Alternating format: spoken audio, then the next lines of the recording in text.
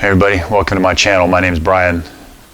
Behind me is my 1973 Moto Guzzi Eldorado that we've been working on for several videos. And in the last video, I pulled the cylinders off, well, the heads and the piston cylinders, to inspect the cylinder bores and have them possibly recoated.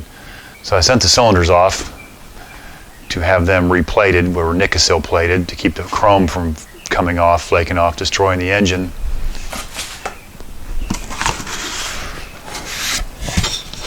Took about a month, but they showed up and they are really clean and shiny, and they have a nice new bore. Some nice crosshatch in it. I'll show you that in a minute. So anyway, let's get started putting this thing back together. I've already cheated a little bit, and I put one side together. I'll show you how I did it. Before we get too far, I need to clean all the carbon off this piston. It's pretty caked. And then take the old rings off. Go ahead and take the old rings off now.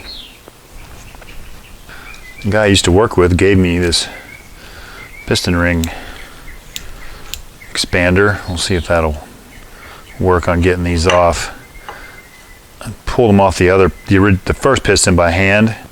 It's kind of a pain. Let's see if this makes it any easier.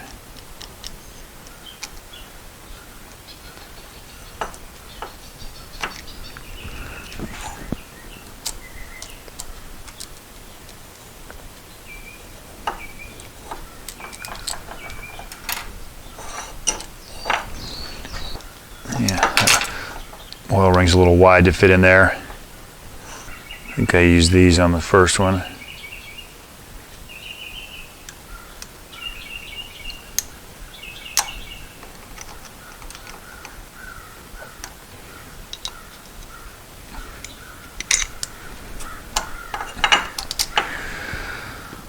That was way harder than it should have been.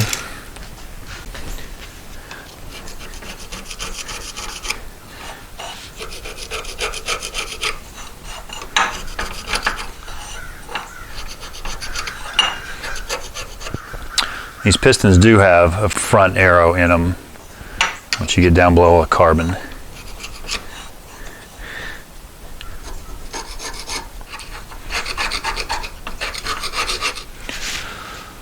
So anyway, combination of scraping, and then I also used a wire wheel on the drill.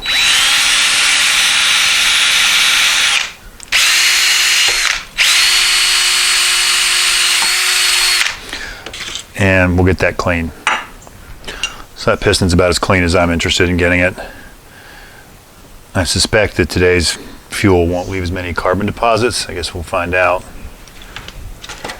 So, next step, I have new piston rings, and they're not giving those things away.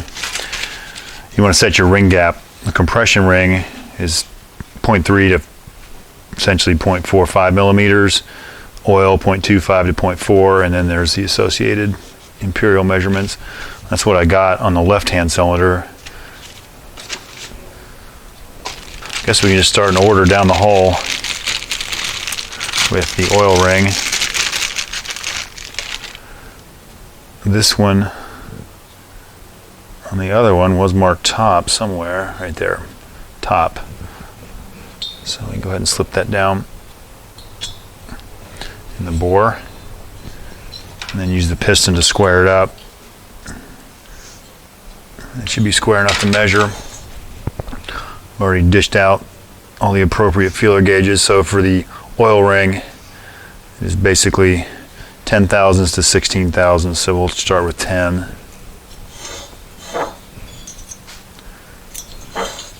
Probably a shadow right here, but 10 fits.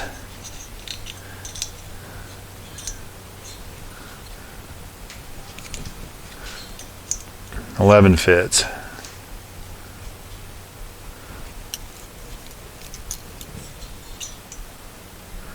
12 is pretty snug.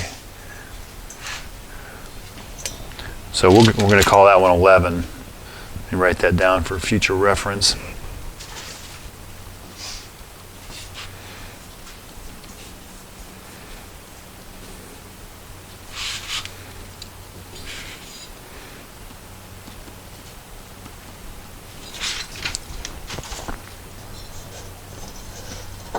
Pop that out of there.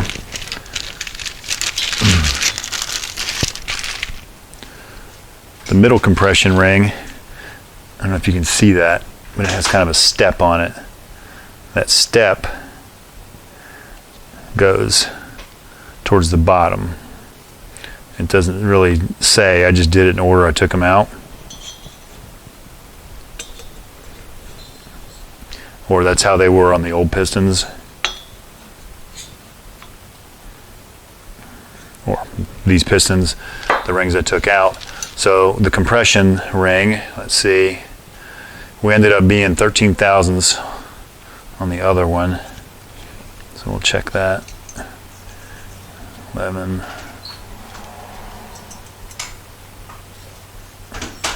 12's getting a little bit of drag. So that one's actually about 16 thousandths or 0.4 millimeters.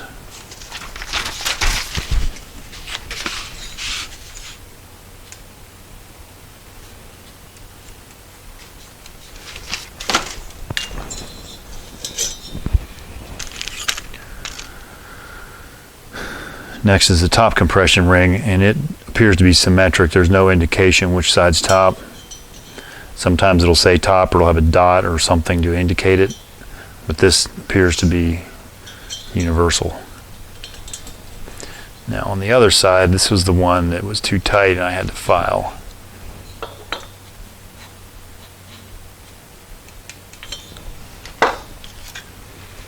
So let's see. Spec here is 12 to 18. So we'll start with the 12.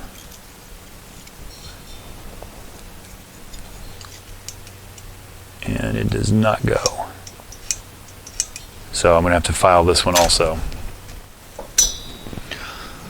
So I've already tested this a few times, but you pretty much take a small fine file and just file each end of the ring, trying to keep it square.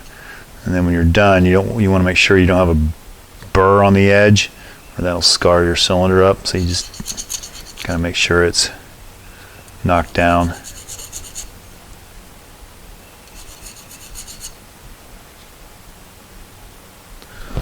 Let's check it. They make a tool. You can lay this down. It has like a little grinder wheel you can spin by hand. These things are kind of pricey for what I needed to do, so I chose not to buy one.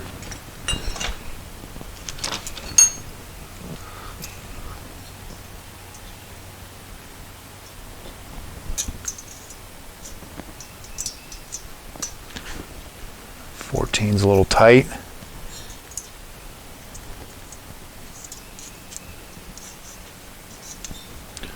Maybe not. 13's awful loose. You also need to make sure, be careful on some feeler gauges, they'll stick together and you won't notice it, and you'll be measuring two of them. I've had these a while. They've been used enough that that's not the case, but there's one thing to watch out for.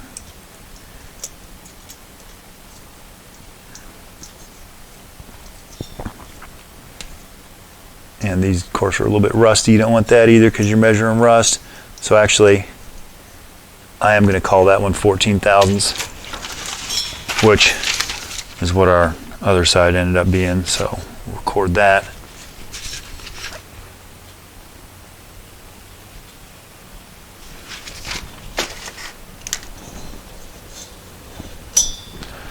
Now we can go ahead and get all the rings assembled on the piston. Okay, now that our rings are fitted, you can go ahead and install them on the piston. And it says top right there. I had mixed results with this thing, but we'll try it.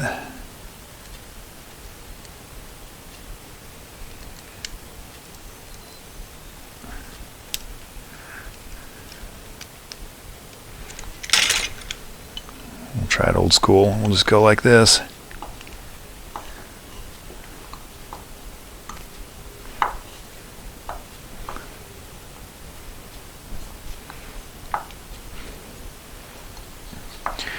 You want want to be careful you don't rake the side of the piston and put a big scratch in it.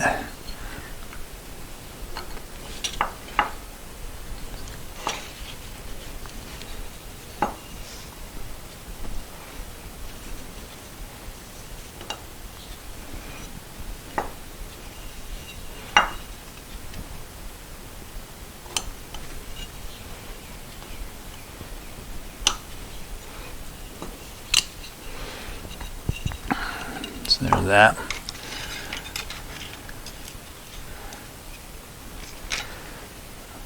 The middle compression ring. Try this again.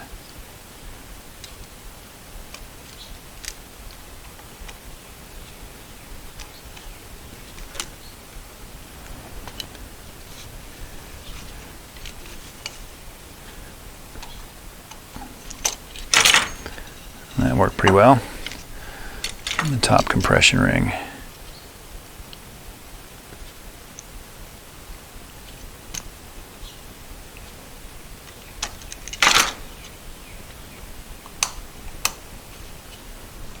So they're all on there.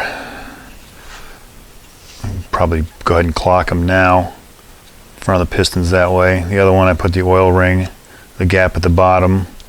I'm going to take the middle compression ring, put its gap at the top, and then take the top compression ring, put its gap back at the bottom. More than likely, once I get this in the bike, I'm going to have to recheck that because it's going to probably move while I put the piston on the connecting rod. Then I'll oil it up then. I cleaned as much of gasket off here as I had patience for.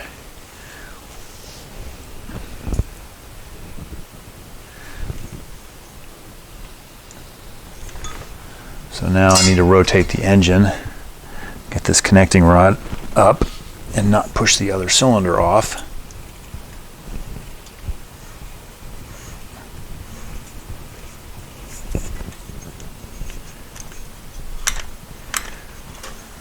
That is up as that's going to get.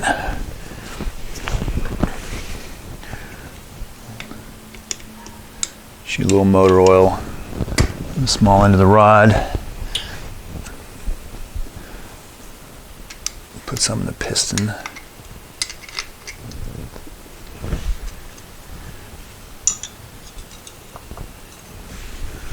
Make sure your arrow is going forward, and it is. And I remember I drove the wrist pins out that way.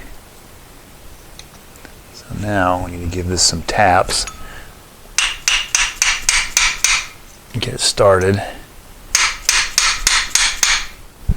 And that feels right there. I've got my finger in the backside centering it.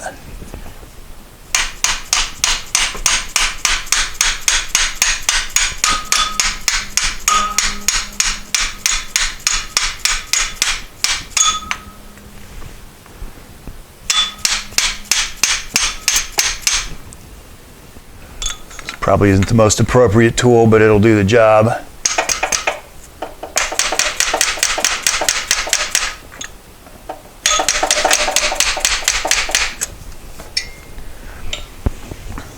So now it's started on the other side of the piston.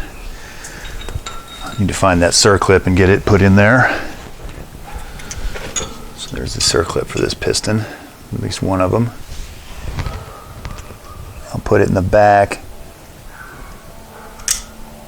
in this side, and then I can tap the wrist pin up to it. All right, that popped in there. I'm going to find something a little more appropriate to pound on that other, pound that the rest of the way in with. Try a piece of oak.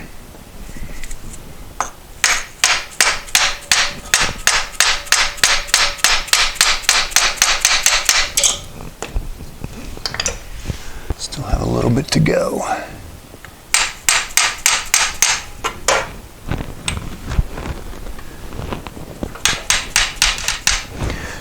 Alright, that looks like that is back against the circlip in the back. You should be able to see a full groove right there.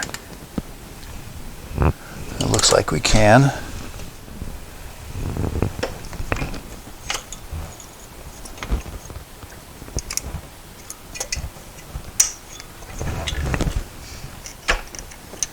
Looks like that popped in there. Okay, that looks good. Next, recheck the ring gaps. Of course, they moved. Put the oil ring gap at the bottom, the middle ring at the top. Then we'll put the top gap 180 degrees off from that, so we'll put that at the bottom. And the crosshatch in the cylinder, as far as I understand, causes these rings to rotate as they turn. That way they don't wear grooves in there, so when you take them apart, they're going to be in different positions anyway. Go ahead and shoot a little oil on this piston.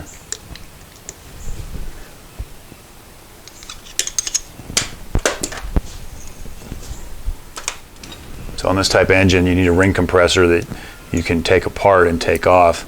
I bought this thing in high school when I first did my Porsche engine. Auto parts store had them in stock. Bet you can't find them anymore. In stock anyway.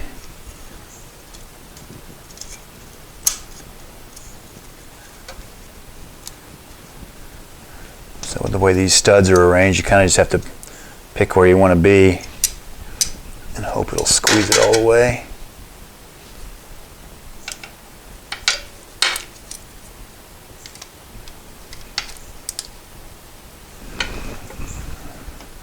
And make sure you don't leave out any rings.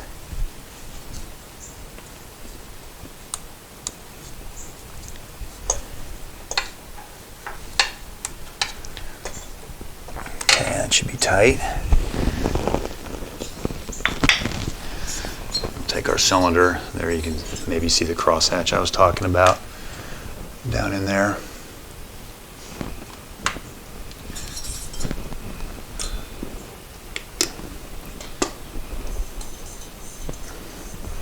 Give that a little oil.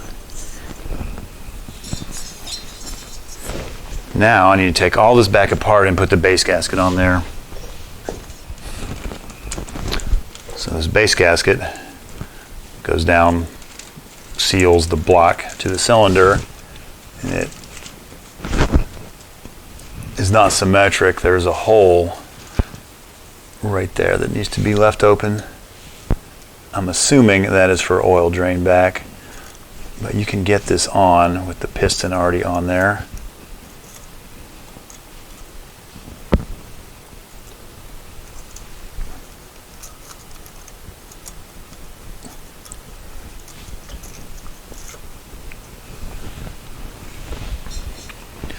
And also,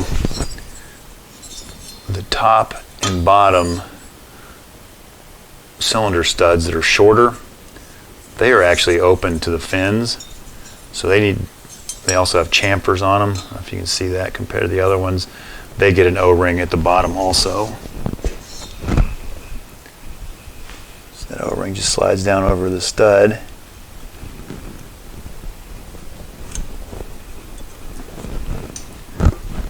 Shot of oil.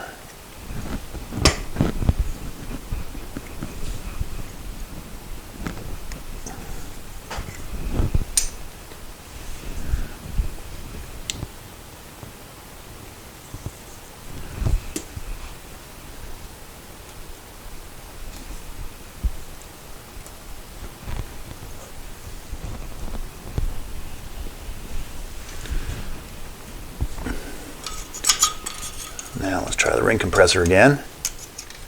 We'll make sure you have all the rings captured. Now we can put the cylinder on. I don't think I forgot anything else.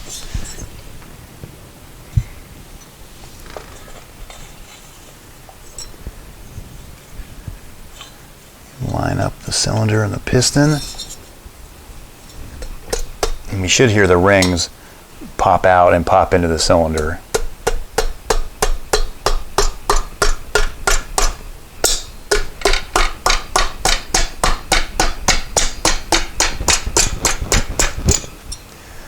So now we can fish the ring compressor out of there.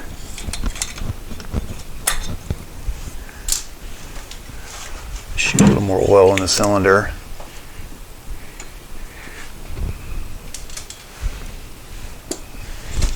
And then this should just slide down and bottom out.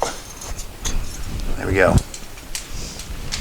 So next up, we need to scrape all the carbon off the heads. And we'll wash everything out in the parts washer.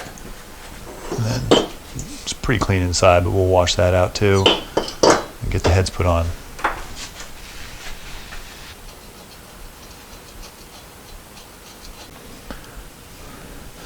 So my son worked on scraping carbon until he probably lost interest.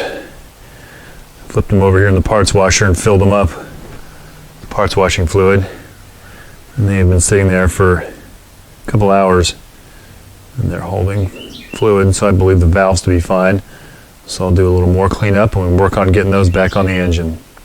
Mechanically scraped all the carbon we could out of these heads. Cleaned the rest of them. They turned out pretty well. I still really don't want to put this back together with that much in there still. So I'm going to hit it with a wire brush and try to get the rest out of there.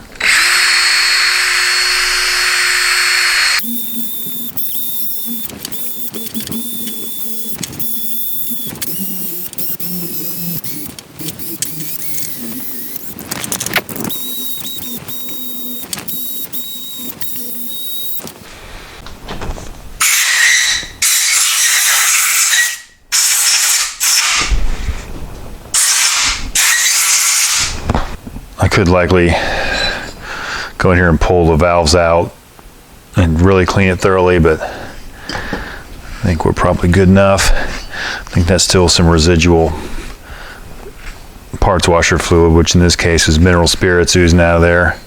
So we'll get these cleaned up and get them put back on.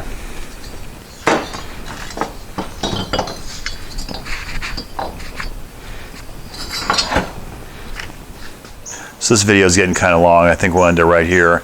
Next time we'll get the top end back together and maybe get this thing started. Thanks for watching.